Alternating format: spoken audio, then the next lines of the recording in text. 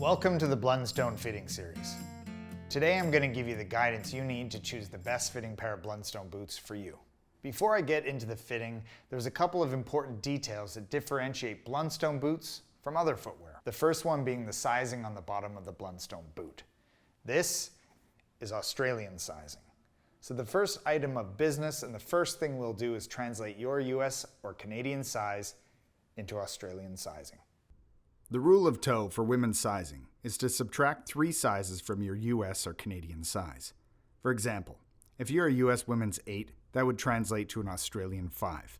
For men, we subtract 1 size. If you're a men's 10, you'd be an Australian size 9. And for kids' boots, we also subtract 1 size.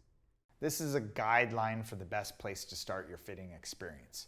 And it's not uncommon to go down 2.5 sizes for women, and for men 1 to 1.5 sizes. Something as simple as the socks you try your boots on with can impact your fit. Another important detail is half sizes. Half sizes provide you with a little bit more width or volume in the boot, not added length.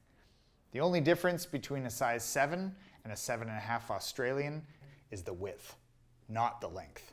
A size 7.5 is wider than a size 7, but not longer.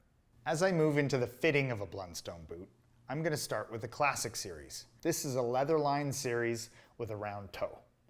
Now first, determine if we're a US men's 10, we'll go down 1 size for men's, which would be a 9 Australian in the rustic brown Classic series. Boot length is the key consideration when first trying on Blundstone boots. Our recommendation is to kick your toe to the front of the boot. 3 knocks down should do it. Then put your finger behind your ankle in the back of the boot. Between the back of the heel and the back of the boot, there should be enough room to fit your finger comfortably. Not too much, otherwise you'll end up having too much heel lift in the boot, which would be uncomfortable. You want just enough space to get your finger in there. Another means of checking the length is to remove the footbed found in the boot. So set it down on the ground and align your foot on top of it.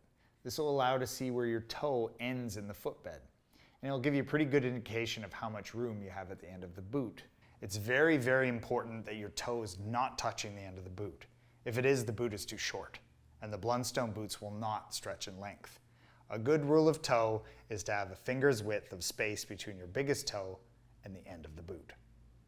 Now that you've determined you have the right length, we'll check the fit for the rest of the boot, starting with the width. You want a fairly snug fit in the width and across the top of the boot, not tight. In checking this, if the width of your boot is pressing to the edges of the boot snugly but comfortably, that's a good fit.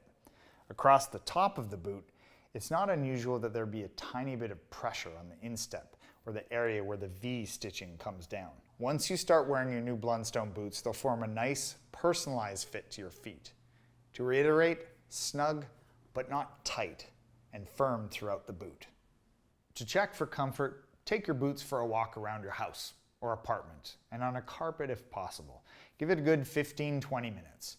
You might experience a little bit of heel lift in these boots, and that's common. With an elastic-sided boot, you'll find it does have that give to it as opposed to a lace-up boot or a shoe that you'd be able to tighten or loosen to your desired level of tightness.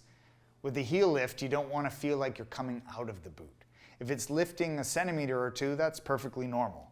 And once the sole gets worked in and becomes a little bit more pliable, you'll notice that the heel lift becomes a little less prominent, and you'll also get used to how the Chelsea boot fits. One thing I should mention is that you should always try on both boots. Most people have foot size differences, so it's important to size according to your largest foot.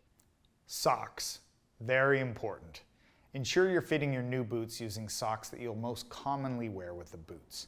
I know that may be challenging, but if you're buying boots, say, for a winter, for example, you may want to wear something that's a little bit thicker or warmer. Or if you're buying a boot for 3 seasons, you might want to be wearing it for multiple purposes and you want a thinner sock. So keep that in mind when you're trying on the boots because it does make a big difference in how the boot will fit. And all Blundstone boots come with an extra pair of footbeds in the box. If you find the boots are a little bit loose and you're not sure that the next size down is appropriate, you can always use the extra footbed to help take a little bit of space of the extra volume. You should be choosing the fit based on what feels most comfortable on your foot. This means ensuring that you have enough room in the length, ensuring that you have a nice, snug, firm fit in the width and the uppers. So when it stretches, you have a nice personalized fit, and that you don't have too much heel lift in the boot. So when trying on your boots for the first time, we have these handy durable pull tabs on the front and the back of the boots. They look great, but they're there for practical reasons, to make it easier to pull on your boots. We recommend using both the front and the back pull tabs, at least in the beginning. You might also want to give your boot a little bit of a stretch on the elastics in the front and back, and that's just to give it a bit of a work in. Then you can use either both pull tabs or just the back. Whatever works for you, pull them on. Now, you're good to go in the most comfortable boots you've ever pulled on. Happy booting and welcome to the Blundstone family.